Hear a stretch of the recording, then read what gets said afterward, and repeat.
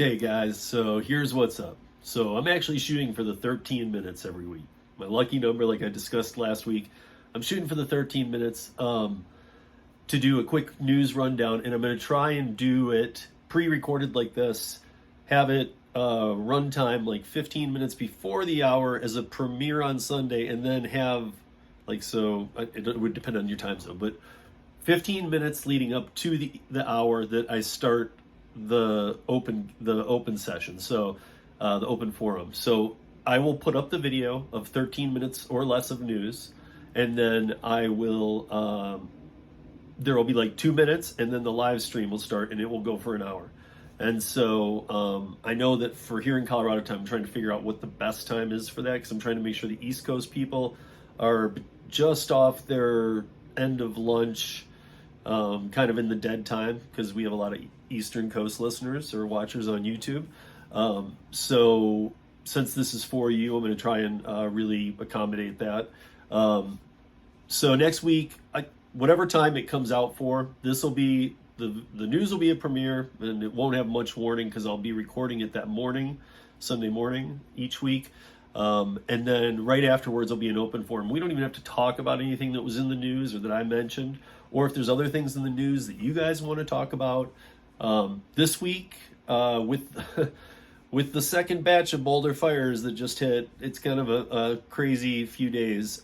So I've got a few stories. Some were discussed. They're all up on Uber Lyft drivers. However, I will put them all in the show notes for this video, so you guys can see them, because there was some good articles that you might want to dig into a little more. So I had trouble picking what the major one was for the week, but I think it's the same thing that was the first topic we talked about on the Thursday roundtable, which is Uber, Yellow Cab, the Teamsters, and New York City Transit agreeing finally to let yellow cabs be hailed through the Uber app.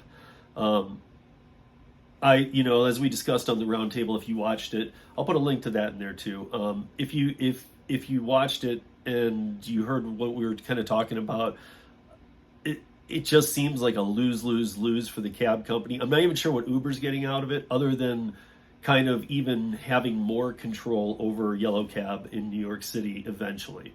I think for right now, it might be kind of a Band-Aid fix for the drivers, or for the taxi cab drivers. However, I don't think it's a long-term solution, and I'm pretty sure that the cabbies would know this too. That this isn't, they've chose not to screw around with Uber. The ones that have, but like a lot of the cab drivers that I talk to, just they don't want anything to do with Uber. So it's just destroyed them. And I would think New York would be even a more extreme case of that. So again, all the links to these articles will be up on or in these show notes, and then we can discuss them after in the live, or else we can talk about anything or nothing, or just whatever, but life.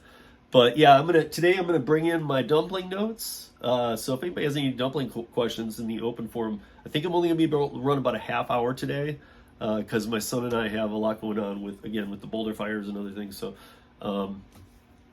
anyway, we have a lot going on that we got to get to too. So, but regardless, that was the biggest story. If it had been any other week, I would have said that the biggest story was not the rewards, the DoorDash unethical practices, GrubHub unethical practices. We talked about this again on the roundtable. So again, I'll put that link in there. But GrubHub is facing like a ton of lawsuits in Washington D.C. They're facing a lot of lawsuits. And they're getting a lot of different claims too about misleading the customer with these programs, this, that, the other, and they're just taking a beating on things that they could very well fix. The fines on these ghost kitchens, and that it's a per time now, and it's not like a, hey, if you get caught, this is going to cost you this. Like if 100 orders go through that place in a day on a ghost kitchen, they're going to fine you $250 or $350 per time. with a no cap. So they'll just keep doing it every instance that any one transaction from a ghost kitchen that isn't secured on the platforms is going to start getting hammered. It's crazy. I don't know why they just don't extra verify all of these. I don't know, maybe some of you dashers can come in the room and tell me why, but why they don't just, make sure these kitchens are kitchens. I mean, I was in the restaurant bar industry for most of my life, and most of you know this. We had health inspections left and right. I mean, there was a lot of accounting you had to do for cleanliness, your prep line, how things are going. So I mean, to say that these restaurants are restaurants and be allowing people to order through these apps to these ghost kitchens that could be in somebody's house, I mean, that would all be well and good if it was a true business that is being watched for health concerns and things of that nature. Because just like food trucks, a lot of these food trucks, they still have to go through the practice of getting health inspections. Believe it or not, they do. I mean, I'm sure there's some that try and skate it, but even like the ones that started up small and now have 2 or 3 trucks, I know some of those guys out here in Denver, and even from the get-go, they knew that was a thing. They knew that you got to treat this like a restaurant. So you got to let the health inspector schedule your health inspections. And they do a walkthrough on these trucks just like they would any kitchen, and it's given the fact that it has semi-exposure to open and closed doors. I mean, kitchens do as well, but that most of them, they take into account where they're parked. So sometimes from what I know, the health inspectors actually have helped the food trucks by saying, listen, they'll alert them to things they don't know. Like, hey, listen, we had there was it's fixed, but there was a rat problem over here in that sewer system a few months back. If you could go down a block or two. And I would think that as the owner of the food truck, not only would you do it to follow these rules, but I would think that you would do it because it would make sense to you. Your people can still see you. So like if you're like, oh, this is where I park though, it's never that they send you that far. You're just moving a little bit. So anyway, I think these kitchens need to have major accountability. Transparency and accountability, 2 biggest words to me in the gig economy. And I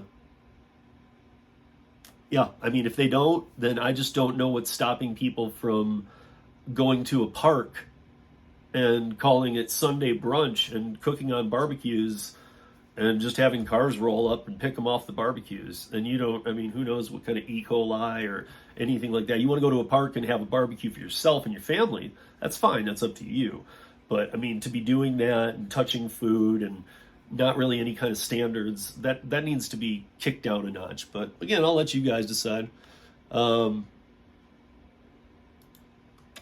Also, so all that's been going on in the UK and Uber getting slashed and hammered, and they have to be worker class and they got to do this and they got to do that.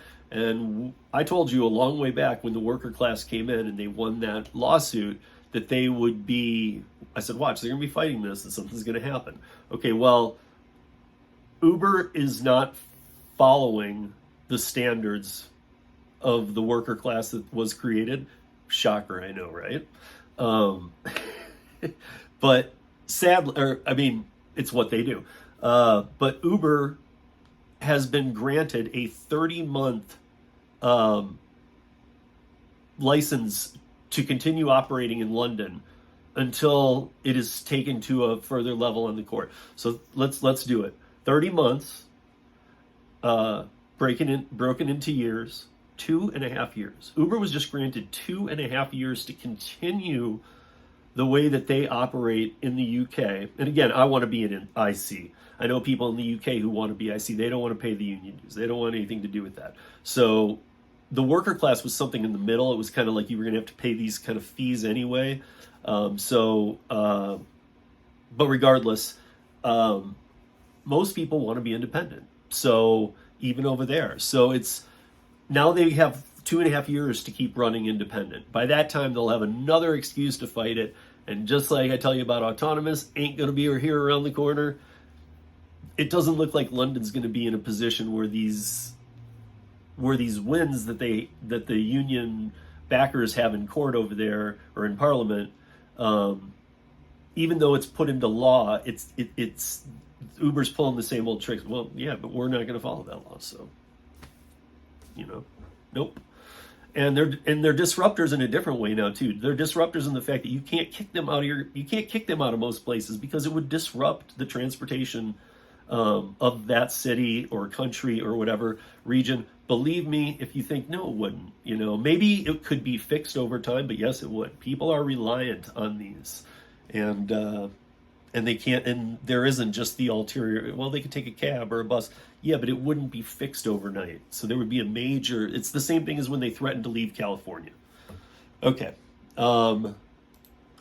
Uber is temporarily removing the ability to split fares.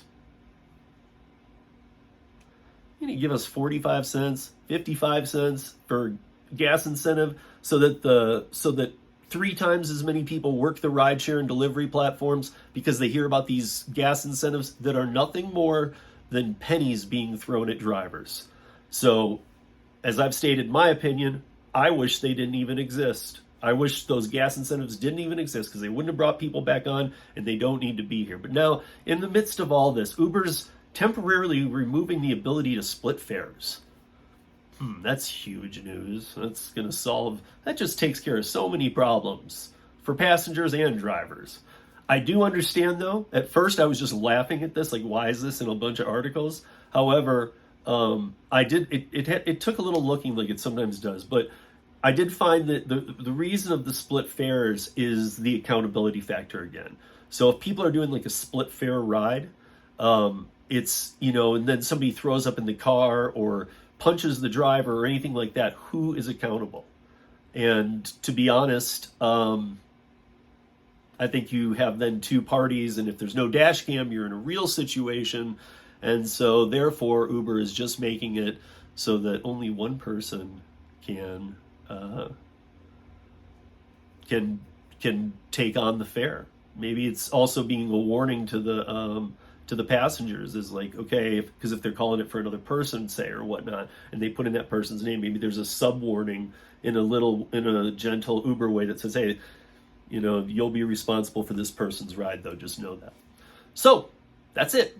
12 minutes, 40 seconds, and I'm about to hit stop. Under 13 minutes. There was more, but that's it for today. Join us back here next week. I will keep getting this more down. 13 minutes.